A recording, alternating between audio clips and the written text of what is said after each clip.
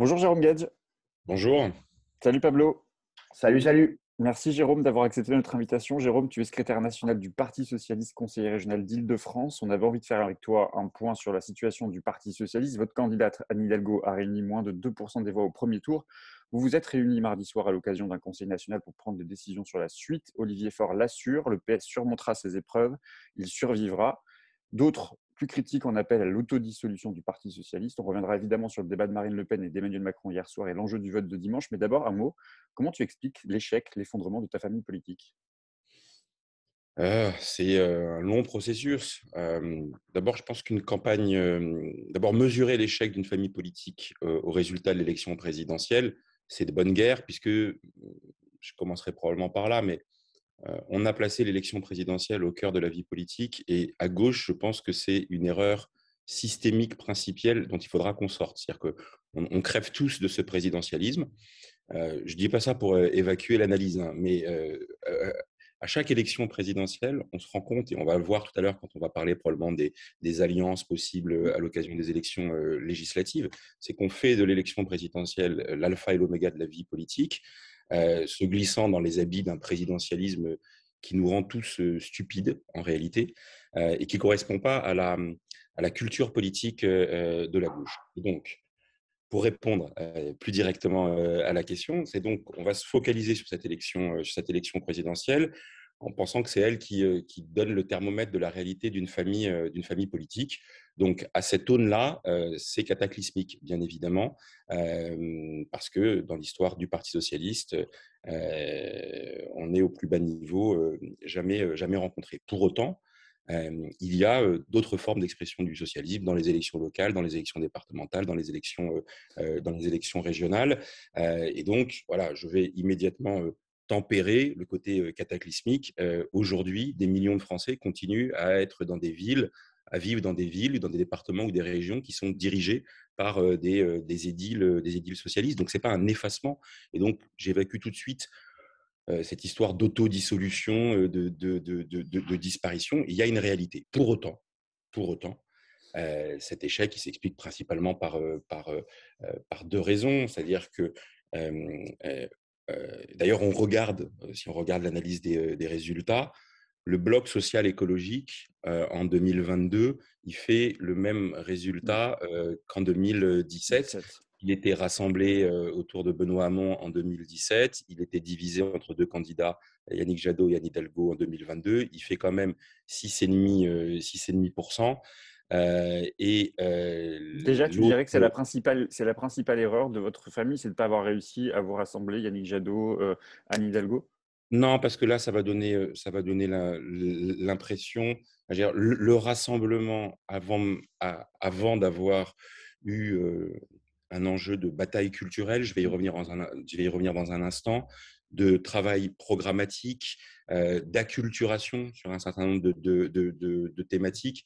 Ça peut pas, ça peut pas fonctionner. Non, je faisais la comparaison avec 2017.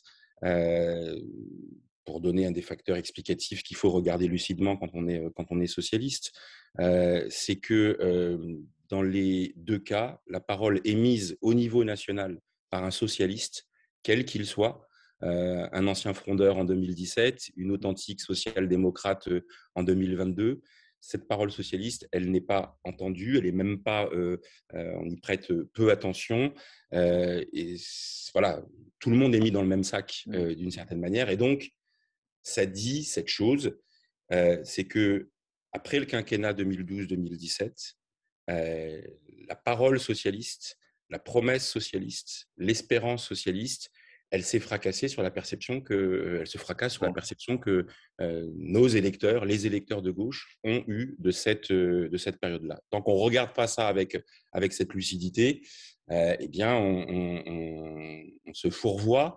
Entre-temps, on a pu s'illusionner en voyant qu'on avait surnagé aux élections européennes et qu'on avait réussi à reconduire des sortants aux élections intermédiaires, aux élections régionales.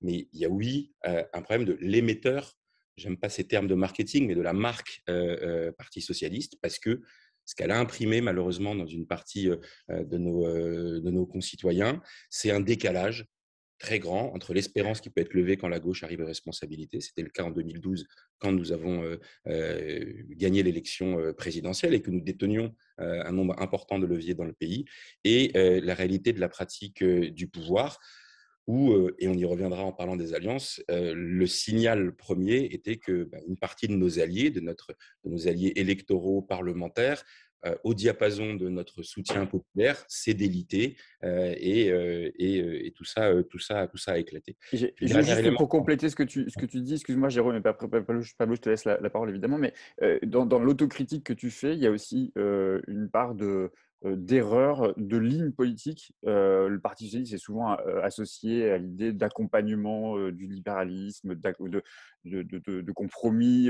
qui auraient conduit à mener des politiques qui ont été très critiquées sous le quinquennat de François Hollande, mais aussi à l'échelle européenne. Il y a aussi une remise en cause de ce qu'est la ligne même du Parti socialiste. En tous les cas, il faut regarder toujours dans l'analyse électorale. C'est la deuxième fois que une grande partie de notre électorat considère que l'espérance, elle est du côté de Jean-Luc Mélenchon. On sait, une partie le fait parce qu'il a d'abord et avant tout la volonté d'avoir un candidat de gauche présent au deuxième tour. Cette fois-ci, avec l'idée, la fois précédente, c'était pour éviter un duel Fillon-Le Pen. Cette fois-ci, c'était pourquoi pas pour éliminer Marine Le Pen dès le premier tour. Mais quand ça fait 2 fois que nos électeurs le font, ça nous dit aussi quelque chose. C'est que ce vote utile n'est pas un vote épidermique, ponctuel, et qu'il a été capable d'imprimer sur, je ne vais pas dire la totalité du programme de l'avenir en commun, on va en reparler dans un instant, mais sur la petite musique, et je vais utiliser un terme plus politique. Moi, je pense que Jean-Luc Mélenchon, d'une certaine manière, a gagné la bataille culturelle à gauche, qui est celle d'une aspiration à une radicalité, en tous les cas à une fermeté, à une clarté, à un clivage assumé plus important dans l'ensemble de ces positions. Nous revendiquions à juste titre, parce que c'est notre culture politique, cette idée de gauche de gouvernement. Mais comme précisément nous étions renvoyés à l'exercice propre à celui du gouvernement, qui est celui aussi de fabriquer des compromis avec la société, sur la scène internationale, avec les acteurs économiques, avec les syndicats, etc. Et que la gauche du gouvernement, elle est possible quand le rapport de force a été clairement établi. Et c'est ça la bataille culturelle, d'une certaine manière, que gagne Jean-Luc Mélenchon.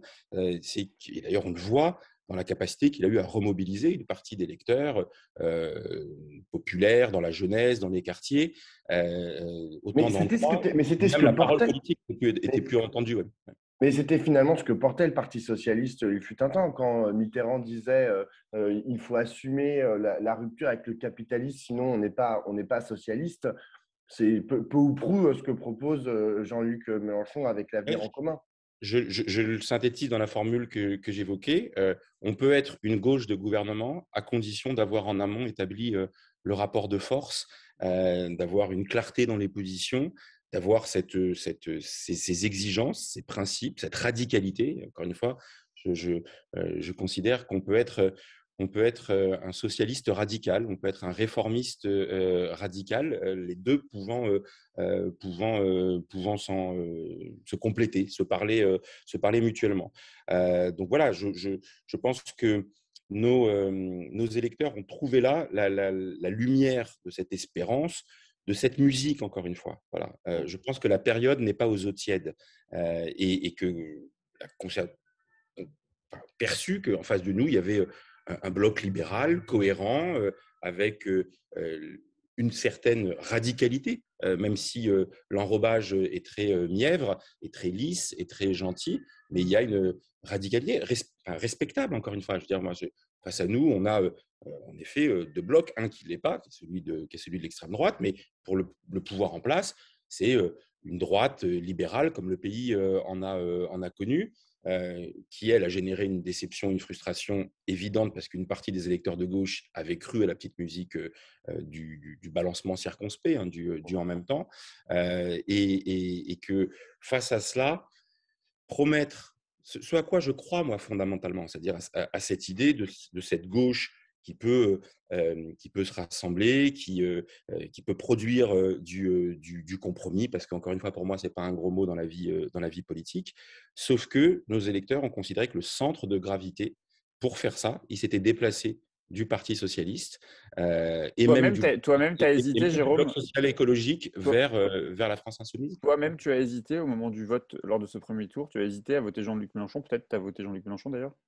Non, mais la vie politique, elle est faite d'engagement, de fidélité, et il n'y a pas d'hésitation. C'est-à-dire qu'à un moment donné, quand on est engagé dans une bataille. Bien sûr qu'il y a eu des regrets.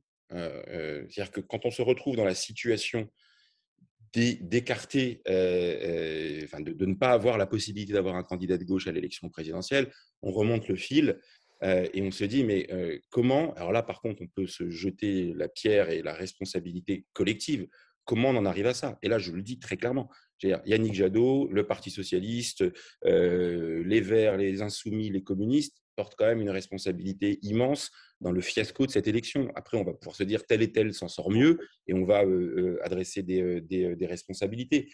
Mais au lendemain de 2017, mais moi, je n'ai pas envie d'être dans le rétroviseur exagérément, mais ça nous questionne, y compris sur la manière d'appréhender la période qui s'ouvre. Autrement, si à gauche, on continue à penser qu'on peut avoir raison tout seul, alors on mourra chacun dans son coin, parce qu'à un moment donné, dans le jeu démocratique et dans la démocratie représentative, il faut des élus pour porter des combats majoritaires ou même dans l'opposition. Jean-Luc Mélenchon avait une vingtaine de parlementaires la fois dernière.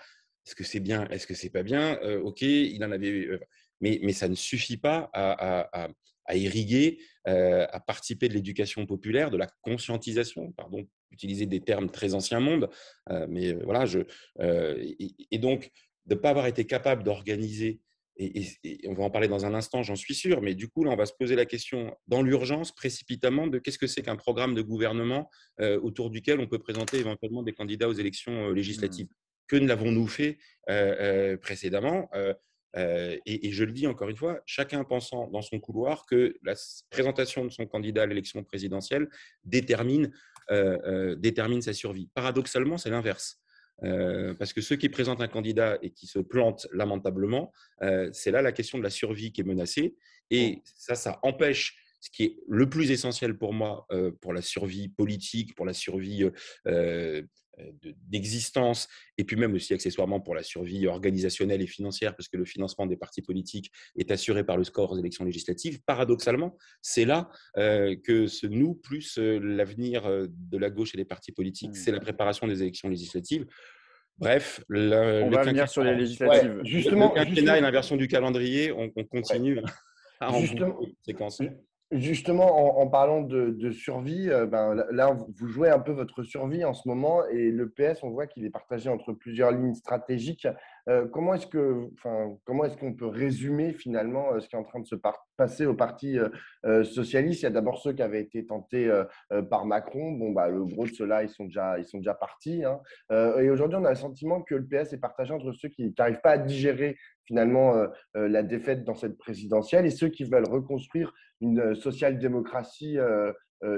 Pardon, il y a ceux-là qui n'ont pas digéré la défaite et qui veulent reconstruire une social-démocratie tout seul. Et puis d'un autre côté, ceux qui seraient un peu plus raisonnables et qui essaieraient de tendre les mains vers des partenaires pour essayer de reconstruire la gauche en général et de dépasser finalement le Parti socialiste. Est-ce que c'est un peu ça qui est en train de se passer? Oui, c'est ça. Et les deux positions, elles sont entendables hein, du point de vue des uns et des autres. Il y a ceux qui considèrent que ce repli, allez, on va dire, identitaire sur justement la social-démocratie.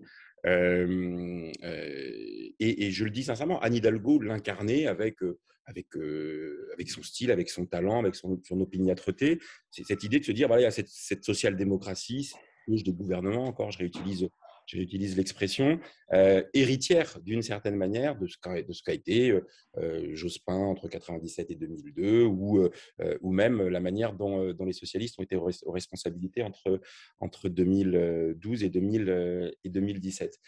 Mais ce faisant, je crois que cette position-là, et c'est l'enseignement que la deuxième partie du PS que vous évoquez souhaite mettre sur la table, ça ne tire pas les enseignements de ce que nos électeurs eux-mêmes nous ont dit. Je vais le résumer différemment.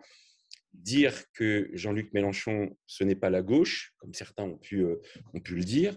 Alors, c'est sûr, ce n'est pas la gauche socialiste, traditionnelle, voilà. Mais c'est la gauche, pas parce que lui-même le dirait, d'ailleurs, il ne le dit pas lui-même, hein, ça fait un moment qu'il n'utilise pas cette sémantique, mais tout simplement parce qu'une partie de nos électeurs nous ont dit que c'est là qu'ils voyaient la gauche de transformation, de rupture si nécessaire. Donc, après, on peut être dans le déni. On peut se dire, ces électeurs se trompent, ils sont allés uniquement sur le vote utile, et donc, tenons bon, faisons le dos rond, soyons dans ce repli identitaire, alors même que la question de l'identité, n'est pas totalement tranchée, qui est aussi ce repli identitaire un peu une forme de repli territorial, cette idée de se dire que voilà, on dirige des départements, des régions, des communes, parfois des grandes, on y arrive à y changer la vie, et c'est vrai qu'il y a des politiques municipales, régionales qui sont intéressantes dans bien des villes, à Paris, en Occitanie, à Montpellier, etc. Enfin, moi, j'y trouve aussi des choses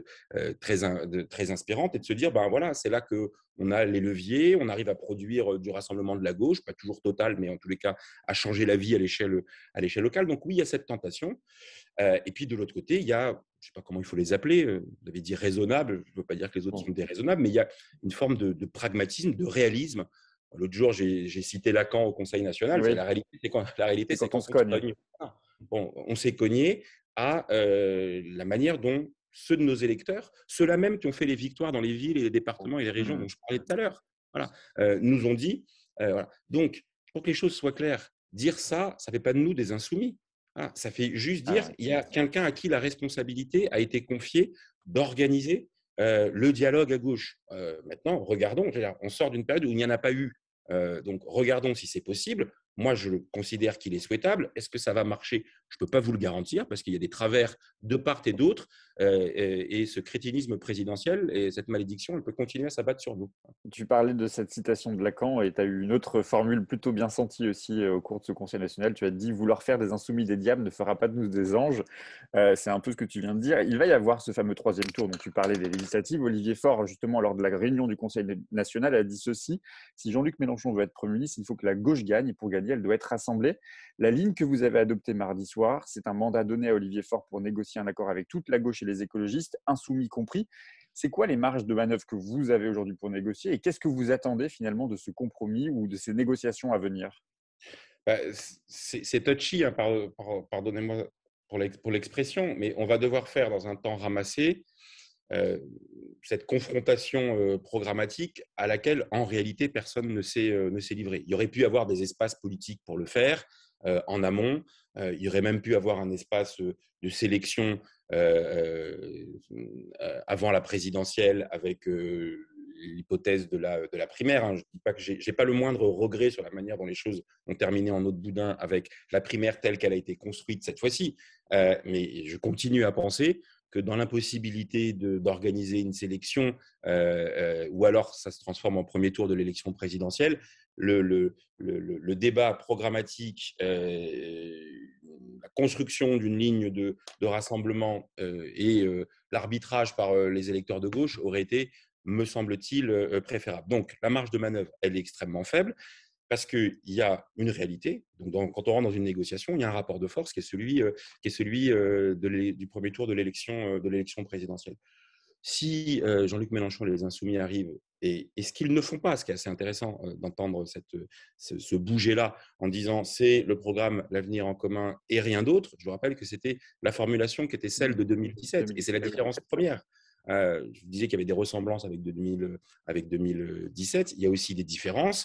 Et dans les différences, il y a le fait que c'est la deuxième fois que Jean-Luc Mélenchon est en tête et qu'il y a cette proposition de rassemblement. Voilà. Donc, et pas de soumission. La fois dernière, c'était une proposition de soumission. Moi, je me rappelle, j'étais candidat aux législatives, c'était, si tu veux, il faut signer le programme de l'Avenir en commun et il faut s'affilier à la France insoumise pour pouvoir briguer des suffrages.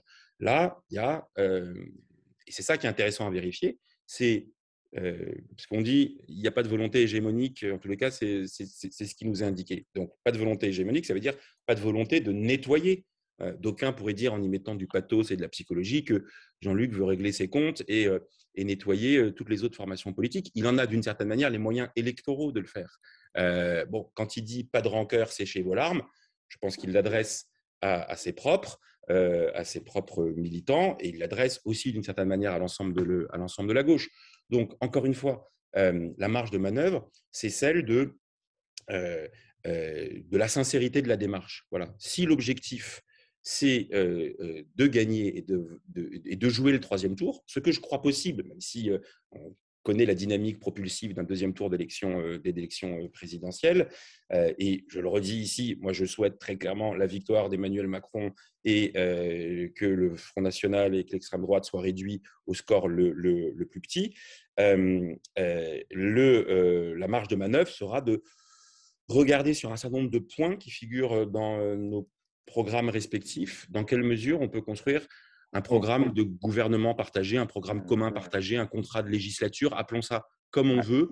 Simplement, maintenant, il faut aller un peu vite. Et puis après, derrière, il y a quel est l'espace de candidature des uns et des autres. Voilà. Mais toi, tu penses donc que dans l'Union populaire, il y a un espace pour une sensibilité, on va dire, social-démocrate et socialiste? Vous savez, moi, j'ai vécu à gauche, y compris avec Jean-Luc, quand nous militions ensemble dans le même courant au Parti socialiste, sur le principe de l'unité sans exclusive. C'est-à-dire que si on part du principe que différentes sensibilités de gauche ne sont pas compatibles avec d'autres, et que certains vont donner des brevets des bons points ou des mauvais points, voilà. Vous parliez tout à l'heure de clarification. Il y a des électeurs de gauche, des responsables de gauche, qui, en 2017 et depuis, ont été séduits par Emmanuel Macron. Pourquoi pas? Est-ce qu'il faut jeter le bébé avec l'eau du bain et de considérer que parce qu'il y a des électeurs venus de la gauche qui, aujourd'hui, votent à droite, parce qu'il n'y a pas d'autre mot pour le qualifier, est-ce que ça discrédite ceux des autres électeurs qui continuent à se revendiquer sociaux-démocrates ou socialistes et qui restent à gauche, qui continuent à voter à gauche et qui pensent que c'est là que ça se passe? Donc oui, il y a la place pour cette sensibilité. Alors simplement, il faut qu'elle ait l'humilité et la lucidité de voir la place qui est la sienne. Dire aujourd'hui que c'est une place centrale ne correspond pas à la réalité. Voilà, enfin, à un moment, c'est le fameux déni auquel il ne faut pas se livrer. Voilà. Sur la proposition de l'Union populaire qui tend la main jusqu'au Parti socialiste, ça a été rappelé par Jean-Luc Mélenchon, ça a été rappelé par Manuel Bompard.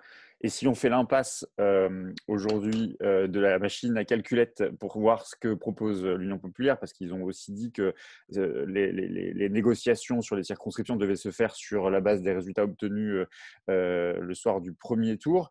Si l'on s'en tient à l'autre proposition plus globale, dans le texte de résolution que vous avez adopté, vous prévoyez que l'accord devrait prévoir une exception sur les circonscriptions où il n'y aurait pas eu d'accord pour une candidature unique. Pourtant, justement, du côté de l'Union populaire, Manuel Bompard, ex-directeur de campagne de Mélenchon, nous disait lundi dans la midinale que soit il y avait un accord national avec un label commun à tous les candidats, soit tant pis. Ils ne veulent pas d'un accord négocié sur 30 ou 40 circonscriptions. Est-ce que sur ce principe-là, ça te paraît cohérent d'avancer vers un accord global pour que ce soit lisible de tous? Mais le piège dans lequel on est là, c'est si on donne l'impression de faire de la tambouille politicienne, avec des accords notamment électoraux, alors on n'a pas pris la mesure du message qui nous a été envoyé par les électeurs. Qu'est-ce qu'ils font depuis? Ils nous engueulent, les électeurs. Ils nous disent, c'est vous qui nous avez mis dans cette situation. Quand je dis vous, c'est la totalité de la gauche. J'ai compris la part de vote utile pour Jean-Luc Mélenchon, c'est un vote aussi d'engueulade d'une certaine manière. Et donc, si au sortir de ça, la seule réponse est le curseur sur les accords électoraux à certains endroits ou pas à d'autres endroits, on passe à côté de la plaque. Donc, l'événement politique au lendemain de cette élection présidentielle, de la réélection d'Emmanuel Macron, je le souhaite, de la victoire de Marine Le Pen, ce serait une catastrophe, mais quel que soit le cas de figure, l'événement politique, c'est que la gauche est capable de présenter des candidatures communes et elle ne peut le faire que si elle a fait un accord programmatique à minima ou plus ambitieux. Et c'est ça aujourd'hui qui doit mobiliser notre énergie. Là, on devrait déjà être enfermé en 72 heures pour travailler sur la partie programmatique, pour voir, parce que j'ai lu les pistes, je pense que c'est surmontable. Alors, en disant ça, je ne minore pas mes différences, mes divergences, voire parfois mes désaccords. Et je veux bien qu'on les mette sur la table. C'est aussi l'identification des points de désaccord et des divergences qui est aussi la capacité de pouvoir travailler ensemble. Mais moi, je considère qu'il n'y a pas de ligne rouge infranchissable. Ça me vaut des inimitiés de gens qui considèrent que non, il y a des gens qui sont infréquentables. Je le dis très clairement et je Ah l'assume. bah, clairement, ton collègue et ton camarade Rachid Temal dit hier dans Marianne que si vous faites ça, vous acceptez de fait, dit-il, l'asservissement que propose Mélenchon. Mais je pense que c'est une erreur. Je pense que c'est une erreur de lecture. C'est presque tactique. Je veux dire, c'est pas de l'asservissement que d'abord vouloir continuer à exister. Et quand je dis ça, c'est pas uniquement pour pouvoir sauver des places. C'est qu'il y a besoin de cet émetteur là pour y compris exister dans le débat politique. Et puis, il y a aussi la petite musique qui est de dire dans cet asservissement, c'est un asservissement à des choses qui seraient totalement non praticables, non fréquentables, honteuses, délétères. Voilà. Bon, ça, je n'y crois pas. Voilà. Les Justement, mauvais points à gauche, il faut qu'on sorte de ça. C'est de bonne guerre pendant une campagne électorale de dire qu'un tel et un tel, mais quand ça ne marche pas, on en tire les conséquences. On se dit, ce que je disais tout à l'heure, la diabolisation ne fonctionne pas. Et l'excellent Rachid Temal, comme moi, on a fait liste commune au deuxième tour aux élections régionales en fusionnant avec les écologistes et avec les Insoumis. Et je n'ai pas eu le sentiment que ça a été considéré comme quelque chose de honteux ou comme un asservissement aux autres formations de gauche. Voilà, donc, à un moment donné, si on veut avoir raison tout seul, eh ben, on prend le risque de rester tout seul longtemps et minoritaire.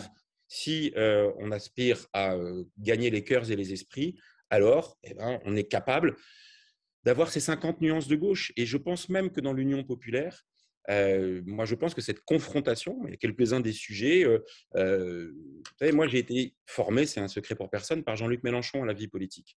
Sur les questions républicaines, sur les questions de rassemblement de la gauche, sur les questions de laïcité, sur les questions de centralité de la question sociale.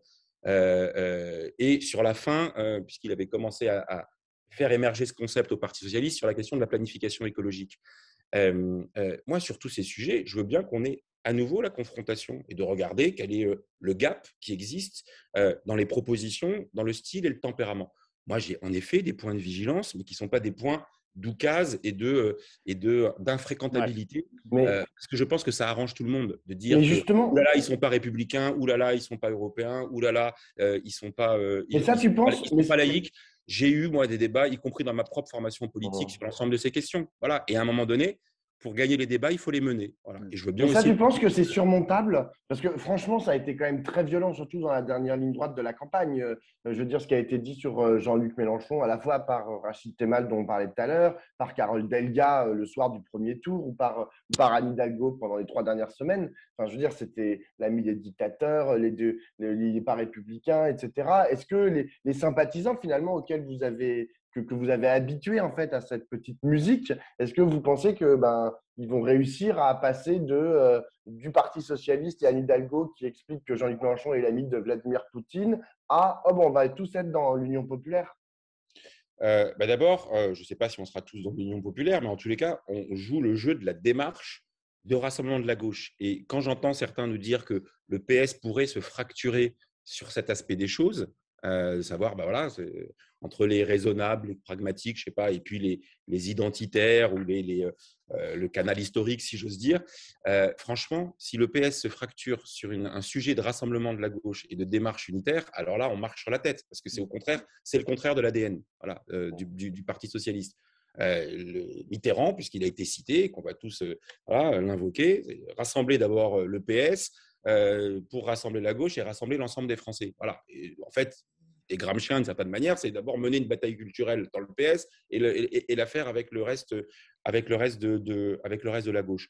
Donc, pour répondre à la question, voilà, je l'ai dit tout à l'heure, c'est de bonne guerre, sans mauvais jeu de mots, puisque ça portait sur le positionnement en Ukraine, d'aller titiller son adversaire sur des positions. Quand ça ne marche pas, à un moment, quand ça marche pas, à un moment, il ne faut pas persévérer. Voilà, ça n'a pas fait bouger une voix. Preuve que pour nos électeurs, les questions d'aspiration unitaire, d'importance de cette fermeté dans le clivage assumé. Parce qu'en fait, c'est là que c'est assez paradoxal, mais genre, c'est la réhabilitation du clivage gauche-droite, en fait. Là où le macronisme avait tenté de le faire disparaître, la fumée est retombée, les choses sont claires. La droite libérale ou conservatrice est chez Macron. Et ben donc, il y a un espace pour cette gauche. Je sais que Jean-Luc ne veut pas cette appellation, Jean-Luc Mélenchon ne veut pas cette appellation, mais la réalité, c'est que les électeurs de gauche s'y sont retrouvés là. Voilà, donc pour moi, ça, c'est plus important que les erreurs, on va dire, tactiques d'expression à un moment dans la campagne. On a tous vécu ça, on a tous connu ça, et pour moi, c'est réversible. Allez, on verra si ces discussions vont avoir lieu. On observera ça de près, évidemment. On a une dernière question, Jérôme. J'imagine que tu as regardé le débat hier entre Marine Le Pen et Emmanuel Macron. Dans 3 jours, on va élire le président de la République ou la présidente de la République dimanche. Sans hésiter, ça sera Macron pour toi? Oui, bien sûr, sans hésiter. Moi, je viens de cette culture politique où l'extrême droite, même ripollinée, si j'ose dire, reste l'extrême droite. Moi, je me suis engagé en politique contre les Le Pen et il n'y a pas de raison que ça s'arrête. Donc, moi, j'ai pas une seconde d'hésitation. Et pour dire un mot du débat d'hier, je trouve que c'est très frustrant, en fait, d'une certaine manière, parce que je disais tout à l'heure, pour commencer, que l'élection présidentielle est placée en alpha et oméga de la vie politique. Et hier, on n'avait pas quelque chose à la hauteur de ce qu'est le récit national et ce qui nous attend pour les années à venir. On avait un débat assez techno, assez enquiquinant à bien des aspects, de potentiel Premier ministre. Et on voit bien d'ailleurs que, vraiment, encore une fois, c'est une sorte de confusion totale sur le cap que le président donne, et puis après, derrière, des engagements programmatiques. Donc, il faut vraiment que les élections législatives soient ce 3e tour. Je pense que c'est possible. Et ce n'est pas une vue de l'esprit et c'est pas une sorte ça n'a pas une dimension revancharde. Une victoire de la gauche en juin prochain, c'est une victoire possible. Et Jean-Luc Mélenchon, Premier ministre. Quand on commence une élection, mieux vaut dire qu'on joue la gagne. On joue la gagne dans chacune des circonscriptions et si possible nationalement. Après, il y a un principe de réalité qui est de dire on sait ce qu'est la force propulsive du 2e tour d'une élection présidentielle. Mais oui, encore une fois, je dis l'événement, c'est s'il y a un programme commun de la gauche qui offre une perspective de gouvernement et, même si ce n'est pas le cas, une perspective de construire l'opposition et d'avoir surtout une opposition où il n'y a pas 50 ou 55 députés de gauche, mais si possible 100, 120, 150, 200. Et ça, ce n'est pas la même mayonnaise, parce que la tripartition à l'élection présidentielle, elle peut aussi se reproduire à l'élection législative.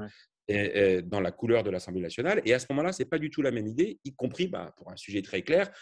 La retraite à 65 ans, ce n'est pas la même chose si Macron il a 350 députés ou s'il n'a pas de majorité ou s'il a une majorité relative. Donc, à ce moment-là, on est sur un autre cas de figure. Et la dernière question, c'était et Mélenchon, Premier ministre. Jean-Luc ne peut pas s'empêcher de provoquer d'une certaine manière en jouant à quelque chose qui n'est pas les institutions, mais je trouve que le message est clair. C'est la manière la plus simple de dire aux Français que c'est le 3e tour de l'élection présidentielle.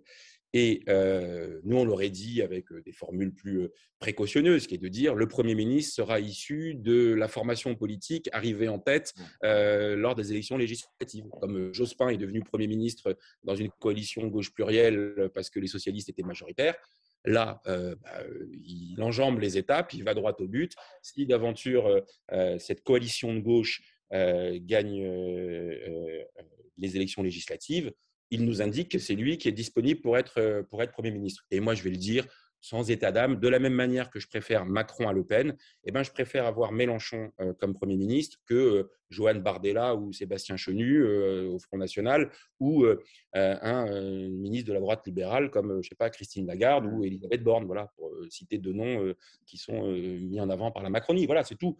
Parce que ça signifierait, je préfère Jean-Luc Mélenchon Premier ministre parce que ça signifierait que la gauche a gagné et que pour ça signifierait qu'elle était capable de se rassembler et que pour ça signifie qu'elle a été capable de confronter ses positions et de construire un compromis parce que même dans les propositions de l'Union populaire, je le dis, voilà, ils listent une série de sujets qui sont un peu incontournables, mais ils disent aux uns et aux autres, vous pouvez conserver votre Oui, programme, vous pouvez donc continuer à exister.